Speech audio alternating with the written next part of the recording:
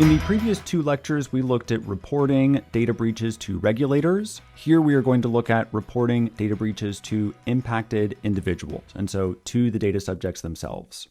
We will first look at when reporting is required, examples of what would and what wouldn't be reported.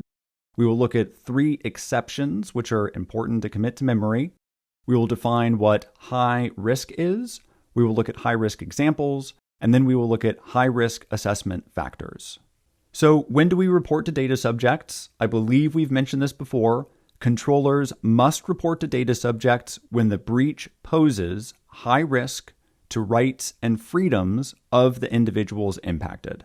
We're going to define what high risk is in just a little bit. Examples of high-risk breaches include losing unencrypted sensitive data, unauthorized access to financial data, and a ransomware attack where the data is exfiltrated. Examples of data breaches that would not require reporting to the data subjects include a laptop is stolen, but the hard drive is encrypted, meaning that we've lost the laptop, but no one's going to be able to access the data on the hard drive. An employee sends an email internally to the wrong department, so again, this is still within your organization's control, and a temporary system outage without data exposure. So this final one here, this is an example of losing availability of the CIA triad, but again, that data has not been exposed in an unauthorized way. Now, there are 3 exceptions where if any of these apply, reporting to data subjects is not required. The first one is encryption safe harbor. In short, if the data is encrypted, if it is inaccessible due to encryption, then there is no risk to that data. There is no risk to the individuals. Second, if the controller has taken steps to mitigate high risk from manifesting.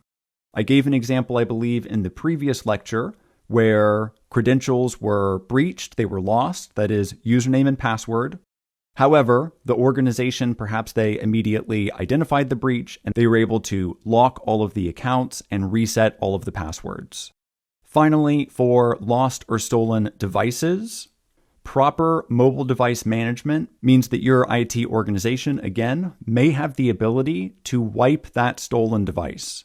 The next time that device is powered on, it has access to the internet, or perhaps after 72, 48 hours, something like that, the data, the hard drive will automatically be wiped. The third exception to remember is disproportionate effort. Now, disproportionate effort, this is a term of art that we're going to come across several times throughout the course.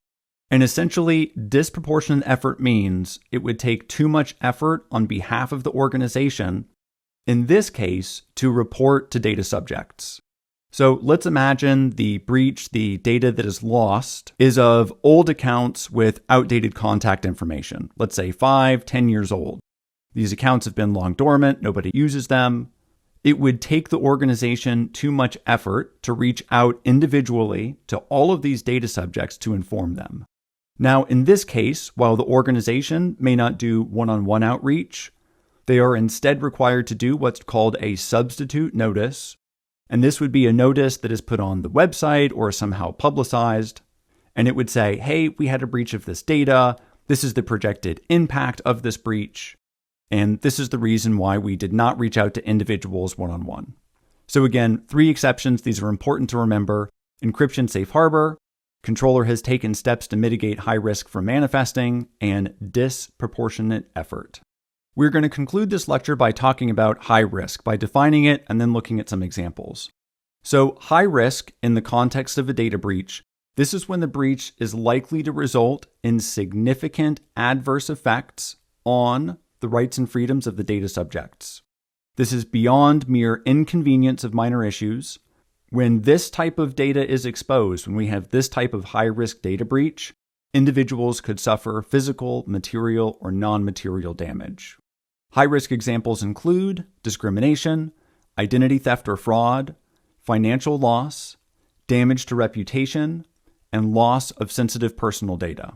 The assessment factors here are very similar to the WP29 assessment factors we saw in a previous lecture. When assessing whether or not a breach is high risk, your organization wants to consider the nature, sensitivity, and volume of the data, the ease of identification, the potential impact on vulnerable populations, the context of processing and the relationship the controller has with the data subjects, and the likelihood and severity of possible consequences. Again, important factors for diagnosing situations. You should know this not only for the real world, but for the exam as well. In this lecture, we looked at reporting data breaches to data subjects.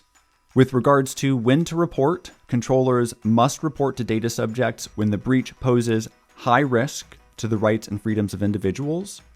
3 exceptions to commit to memory: encryption safe harbor, controller has taken steps to mitigate high risk from manifesting, and disproportionate effort. High risk is when a breach is likely to result in significant adverse effects on the rights and freedoms of the data subjects. Examples of high risk include discrimination, identity theft and fraud, financial loss, damage to reputation, and loss of sensitive personal data.